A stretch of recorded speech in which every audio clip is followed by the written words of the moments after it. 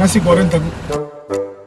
Did you catch that? This guy makes more in one day than a doctor makes in a month, and he's a taxi driver.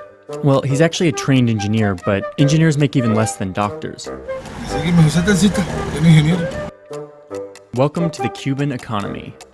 Right after the Socialist Revolution in 1959, Fidel Castro's government seized almost all private businesses and land. You won't have to worry about next year. The state will do your planning from now on.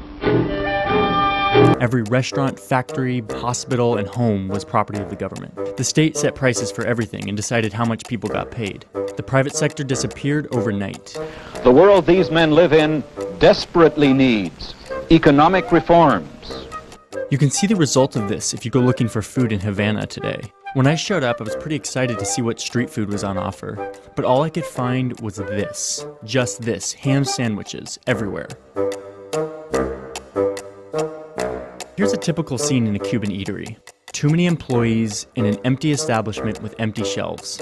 They're just waiting for food deliveries from the government and putting in their 8 hours so that they can go home. They get paid the same whether they sell 1 plate of food or 50. This model just doesn't work. Cuba survived for many years with subsidies from the Soviet Union.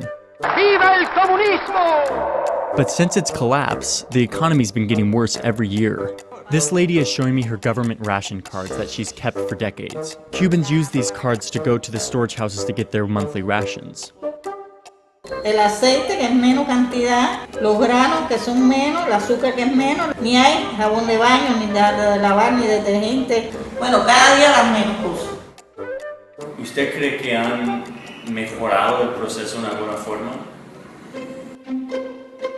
The government realized this was becoming a problem in the 90s and started giving out private licenses, fueling a small but growing private sector. I stumbled upon a private restaurant in Havana and it was a totally different experience than the public ones. There was actually movement and good service. The owners had to sell good food if they wanted to stay in business. Which brings me back to the taxi driver and the doctor. The reason why taxi drivers make so much more than doctors is because they have private licenses. Their salaries are not set by the state, and they can charge tourists high prices. I paid $25 to get from the airport into Havana, and in that 30 minutes, this driver made more than an average monthly salary of a Cuban, which is $20.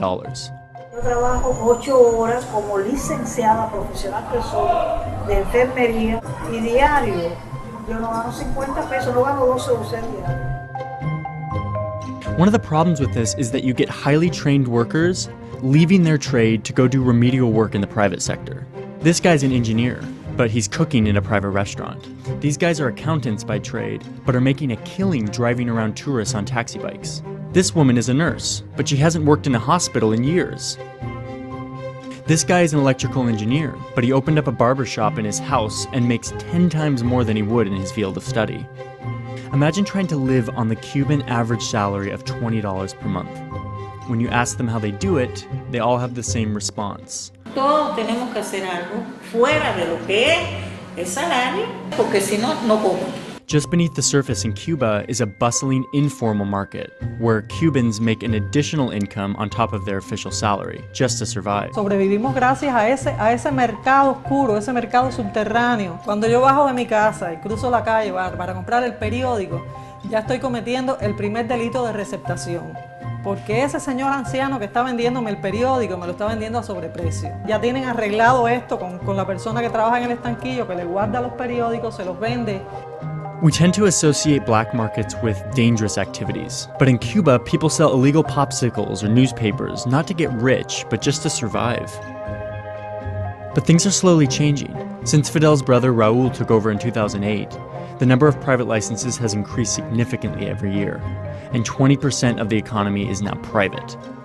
But still, most Cubans are jaded by the decades they've had to use illegal creativity just to survive. Nosotros vivimos en un país donde hay un solo partido. ¿Qué puede suceder? Puede haber cambio.